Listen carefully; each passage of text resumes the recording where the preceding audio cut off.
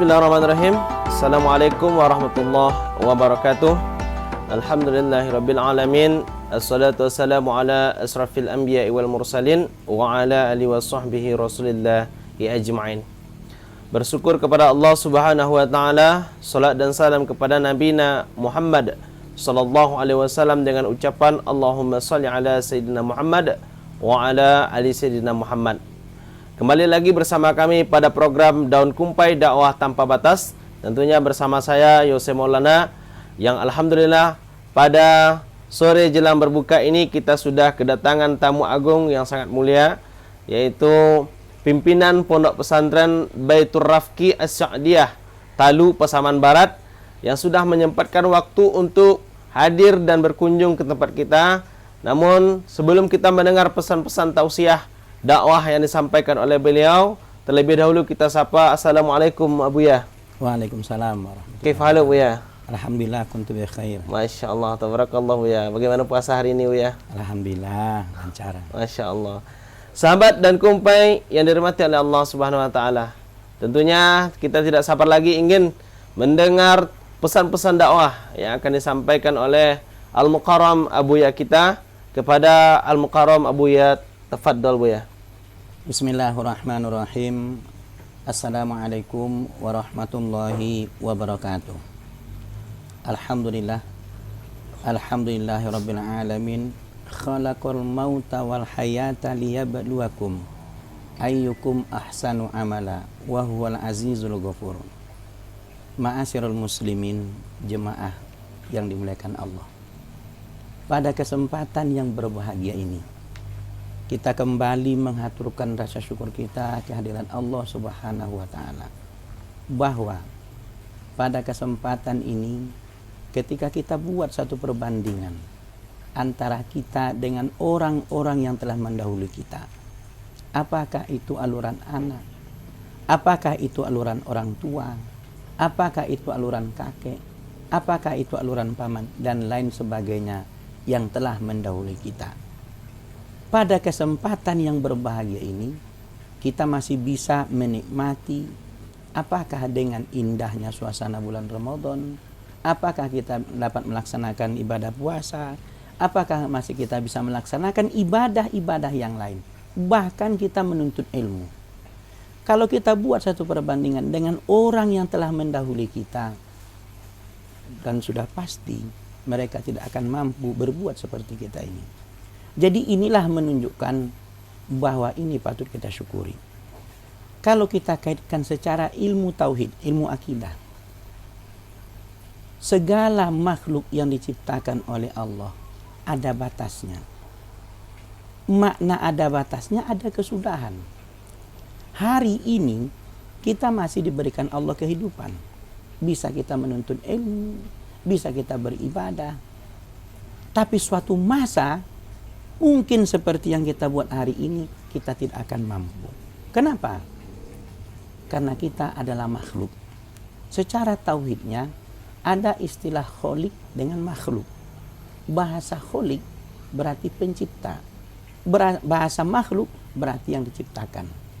Bagaimana hukumnya makhluk? Adalah binasa, bersifat fana. Jadi, sebelum sifat fana itu berlaku bagi diri kita, baik itu aluran mama atau aluran ibu atau guru atau siapapun orangnya, maka kita disuruh untuk mempersiapkan bekal. Wa tazawwadu fa inna khairuz zadi taqwa. Jadi kita disuruh untuk mempersiapkan amal. Sebelum tiba hari H, sebelum tiba hari perhitungan, kita persiapkan amal. Ma'asyiral muslimin, jemaah yang dimuliakan Allah. Jadi hal-hal yang seperti inilah kita masih diberi kehidupan, kita masih diberi kekuatan. Ini patut kita syukuri. Karena suatu masa kita tidak akan mampu bisa berbuat seperti ini. Suatu masa mungkin kita tidak akan bisa bertemu. Mungkin kita tidak akan bisa bersilaturahmi. Karena setiap makhluk itu akan merasakan kematian. Kullu nafsin dha'iqatul maut. Setiap yang bernyawa, setiap makhluk, setiap manusia pasti akan merasakan kematian. Antara pemahaman tauhid dengan pemahaman secara umum, secara basyariahnya, bahwa makhluk tidak bersifat bako, bahwa makhluk itu adalah hukumnya binasa atau fana. Ma'asyiral muslimin, jemaah yang dimuliakan Allah, sembari dari itu salawat dan salam, marilah kita hadiahkan ke junjungan Nabi besar Muhammad sallallahu alaihi wasallam dengan lafaz Allahumma sholli ala sayyidina Muhammad wa ala ali sayyidina Muhammad. Sebenarnya kalau kita pahami makna sholawat, sholawat ini sebenarnya kembali kepada kita. Kenapa? Karena ini adalah doa. Doa ini kembali kepada kita. Nabi Muhammad itu sudah dijamin masuk surga. Tapi itu sebagai penghargaan. Kita selaku umat membaca sholawat, innallaha wa malaikatahu, sedangkan Allah sendiri. Ini adalah sebagai penghargaan dan menunjukkan kemuliaan Nabi Muhammad. Yang inti sholawat itu kembali kepada kita. Karena kita manusia biasa, selain daripada para nabi, kita belum tentu kita masuk surga. Belum tentu kita bisa menjamin masuk surga. Tapi kalau Nabi Muhammad itu sudah dijamin masuk surga. Jadi sholawat yang kita baca tadi itu adalah merupakan doa. Yang doa itu adalah kembali kepada kita. Ada dua yang kita pahami. Di samping doa, yang kedua adalah minta tabarruk. Bukan kepada Nabi Muhammad, tapi kepada Allah melalui Nabi Muhammad. Karena ada wasilah itu, ada wasilah melalui amal, ada wasilah melalui bacaan, ada wasilah perbuatan, ada wasilah langsung melalui amal Nabi Muhammad dan yang lain-lain. Jadi ini yang harus kita perhatikan. Kalau kita sendiri, tidak ada yang bisa kita menjamin masuk surga. Tapi dengan kita baca sholawat tadi, mudah-mudahan kita mendapat syafaat di yauma la yanfa'u malu wala banun illa man atallaha biqalbin salim. Ma'asyiral muslimin, jemaah yang dimuliakan Allah. Pada kesempatan yang berbahagia ini, kita akan berbicara dan memahami tentang masalah khilafu ummati rahmatun. Perbedaan di antara umatku adalah sebagai rahmat. Makna rahmat di sini kita sering salah artikan. Merasa karena kita lebih pintar, lebih lengkap dengan dalil dibandingkan dengan yang lain, kita merasa kita yang paling benar. Padahal Nabi sendiri khilafu ummati rahmatun, kan? Perbedaan pendapat. Kalau kita buat perbandingan mulai daripada masa Nabi sampai kepada tabi'in, sampai kepada kita hari ini, yang namanya perbedaan pendapat itu tetap ada. Masa Nabi itu volume untuk perbedaan pendapat itu sangat kecil. Karena sebagai tonggak, sebagai rujukan, sebagai pondasi, Nabi Muhammad masih hidup. Di kalangan para sahabat ada perbedaan pendapat. Masuk era sahabat ada perbedaan pendapat. Masuk era tabi'in sampai hari ini. Kenapa timbul perbedaan pendapat? Dari segi sisi. Yang pertama, karena keilmuan. Keilmuan seseorang itu membuat kadang-kadang perbedaan pendapat. Yang kedua, tingkat pemahaman. Tingkat pemahaman seseorang dalam memahami satu masalah. Satu contoh. Dalam Al-Quran, kita ada mendengar tentang masalah antara orang yang membatalkan wudu dengan yang tidak membatalkan wudu. Lamastumun nisa'a. Kata-kata lamastumun nisa'a, kalau kita baca fikih yang bermazhab atau bernuansa mazhab Imam Syafi'i, bersentuhan laki-laki dan perempuan yang memang ajanabi, bahasa ajanabi adalah orang lain yang halal nikah. Bersentuhan laki-laki dan perempuan yang sudah dewasa yang halal nikah, maka batal wudunya. Kalau dia tanpa alas.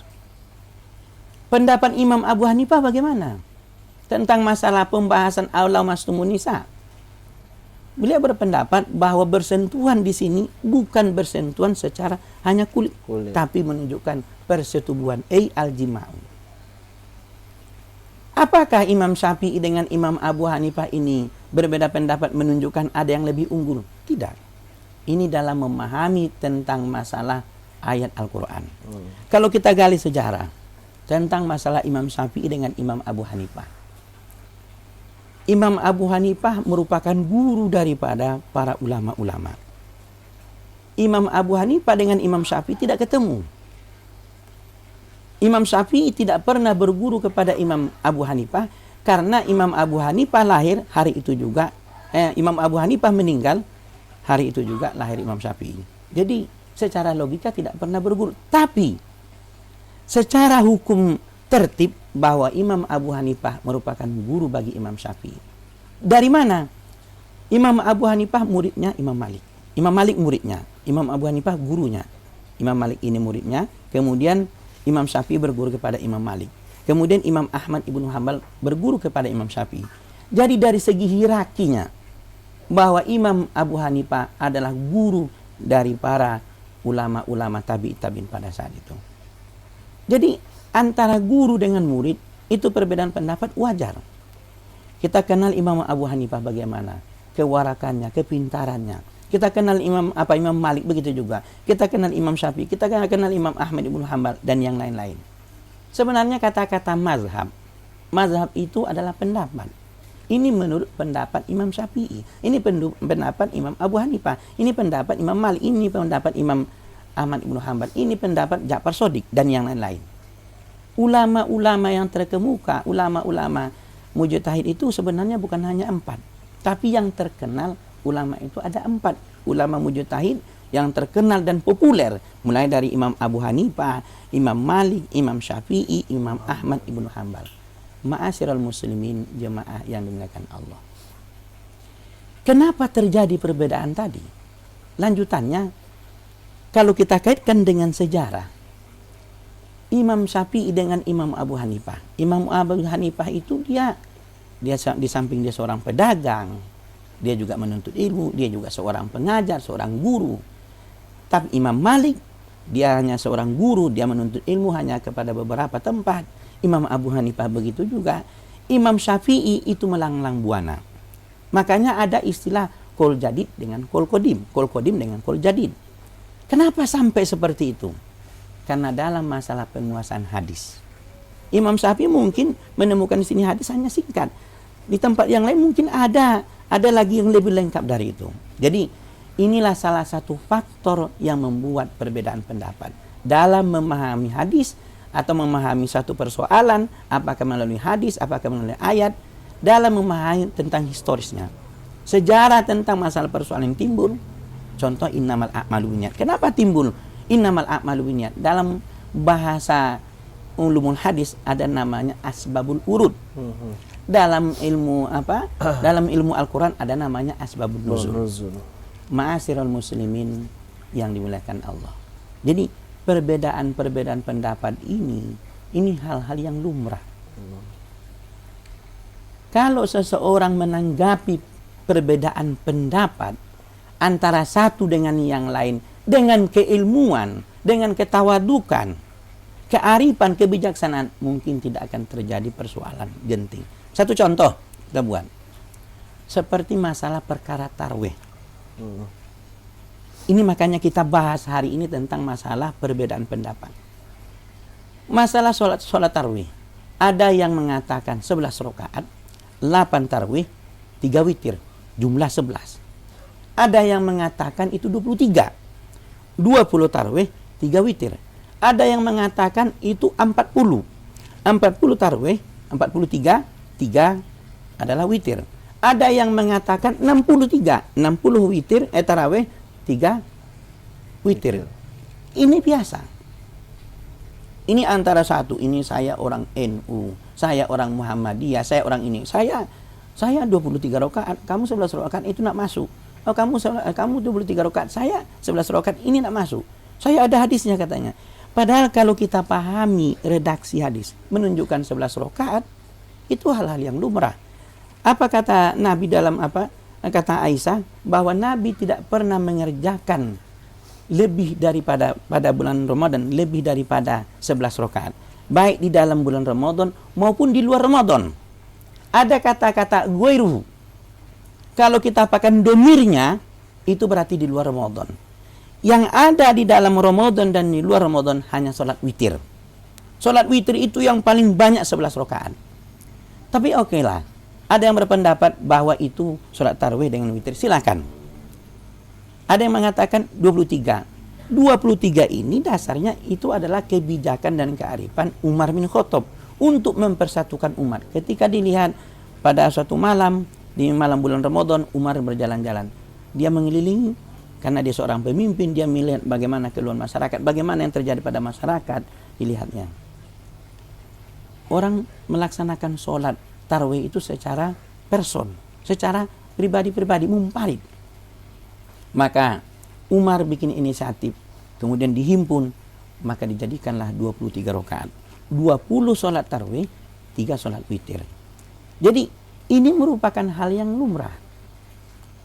Tapi apakah ini menyalahi daripada apa? Nabi, sedangkan Nabi sendiri dalam melaksanakan sholat tarawih itu tidak dikatakan berapa rakaat. Kalau kita baca dalam kitab Bulughul Maram, kita baca dalam Sahih Bukhari atau Sahih Muslim atau Abi Jamrah atau yang lain-lain kitabnya, Nabi tidak ada dikatakan dia berapa rakaat melaksanakan. Tapi ada, karena sholat tarawih itu adalah bagian daripada qiyamul lail. Jadi perbedaan pendapat antara satu dengan yang lain. Oh, saya orang NU, saya 23 rakaat, 20 tarawih, 3 witir. Saya orang Muhammadiyah, saya tidak apa dengan 23. Saya 11 rakaat, 8 tarawih, 3 witir. Silakan. Karena kita dalam masalah beramal ini dalam Islam, lana a'maluna walakum a'malukum. Lana a'maluna, kami yakini, apa yang kami perbuat kami yakini. Walakum a'malukum, kan? Jadi lana a'maluna walakum a'malukum. Jadi kalau kamu yakin dengan itu silakan. Tapi ada garis tengah. Kita dalam beramal, kita dalam memahami sesuatu tidak hanya berpendirian tentang apa yang kita miliki. Kenapa? Karena kita ini punya keterbatasan dalam memahami sebuah masalah, dalam memahami satu hadis seperti tadi.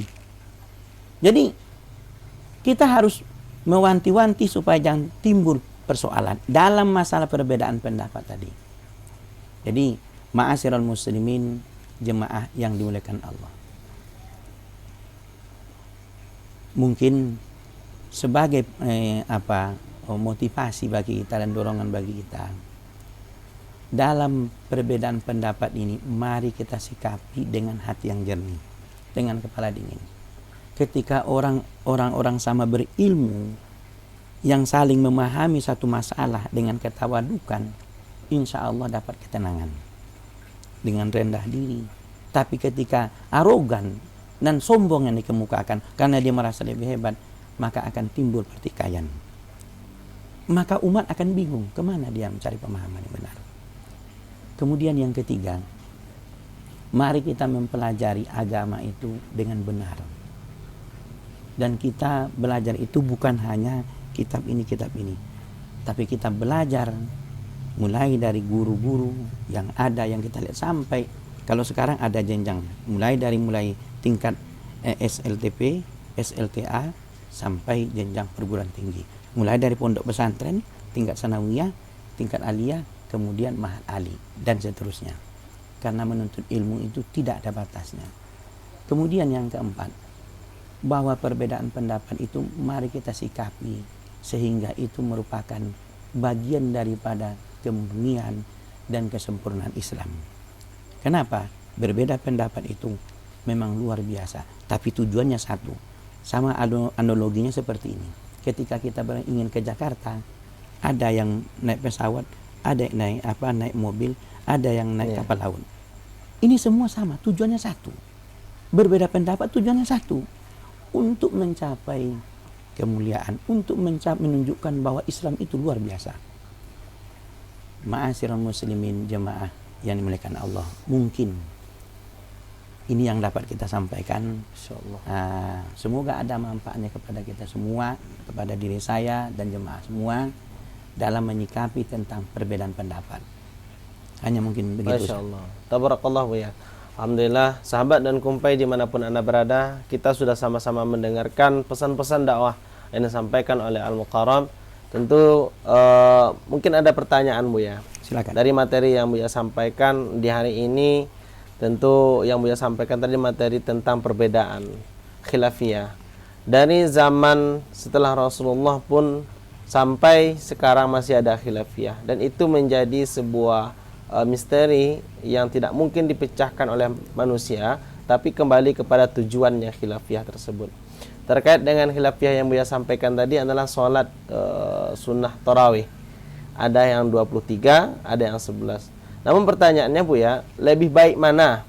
Sholat 23 rakaat tapi sebentar, hanya sekian menit, daripada 11 rakaat tapi lama Buya. Mohon jawabannya Buya.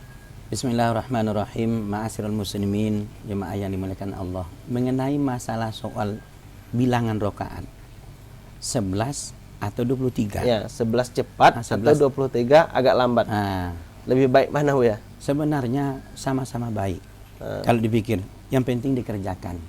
Cuma ada cumanya. Dalam mengerjakan sesuatu bukan karena banyaknya atau sedikitnya, tapi diresapi. Itu satu. Yang kedua, terkait masalah tarawih tadi, 11 dengan 23, mana yang lebih baik? Kalau 23 dikerjakan dengan secara tenang, santai, 11 rakaat umpamanya terburu-buru, tentu lebih baik 23. Kita jangan jumlahnya ya, pelaksanaannya. Kalau 23 terburu-buru, sementara yang 11 rakaat santai, lebih bagus yang 11. Ada lagi 2 rakaat, dia 2 rakaat sholat tarawih. Sementara yang lain terburu-buru, lebih bagus lagi 2 rakaat. Yang tidak baik tidak mengerjakan. Iya Buya. Begitu. Insyaallah. Tabarakallah. Artinya tidak tergantung bilangannya dan tidak tergantung cepat atau lambatnya Buya. Tapi meresapi Ustaz, bahwa memang sholat tarawih, sholat witir yang kita kerjakan ini adalah bagian daripada qiyamul lail. Ya. Semakin banyak kita kerjakan, alhamdulillah semakin banyak pahala. Ya. Tapi dengan catatan kita mengerjakannya sambil menghayati dan tenang. Begitu. Kelas ya Buya ya. Masya Allah, tabarakallah.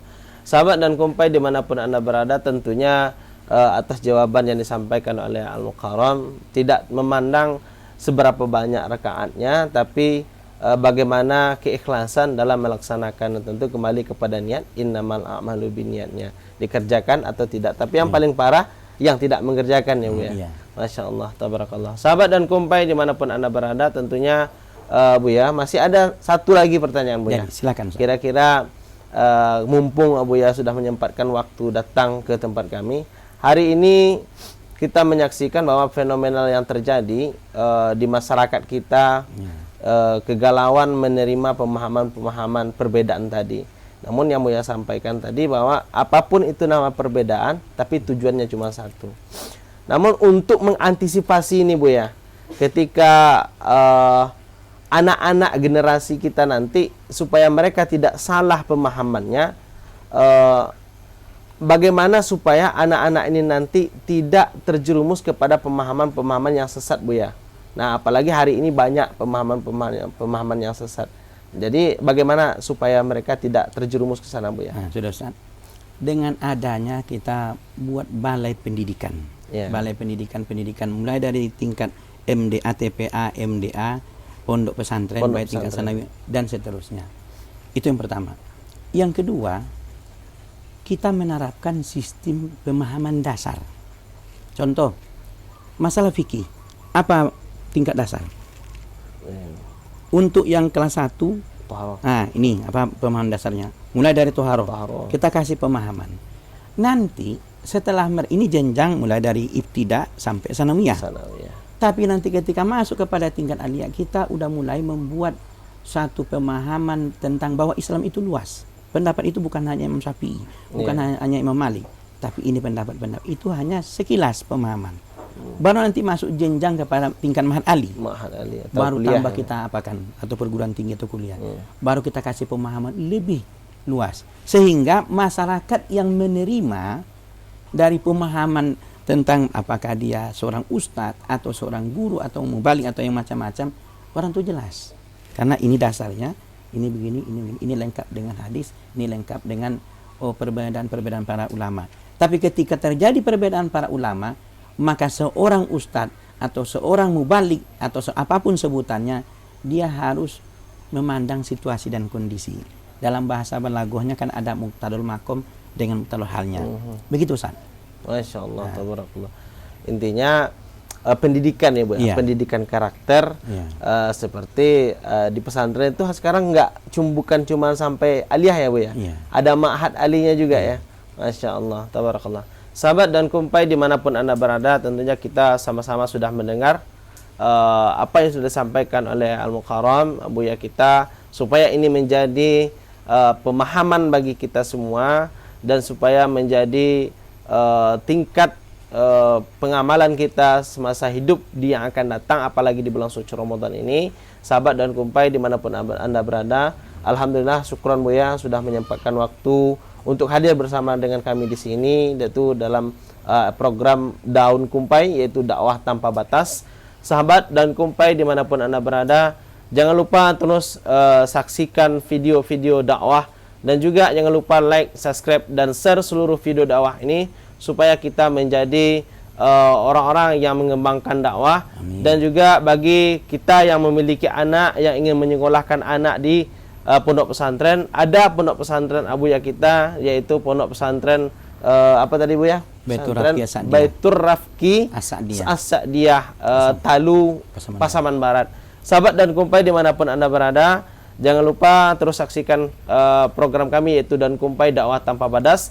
Dan juga pada kesempatan kali ini, jelang berbuka puasa ini, kami mohon undur diri. Saya Yose Maulana dan bersama Abuya pimpinan pondok pesantren mohon undur diri. Pada akhirnya kami ucapkan wabillahi taufik wal hidayah. Wassalamualaikum warahmatullahi wabarakatuh. Syukran Bu ya.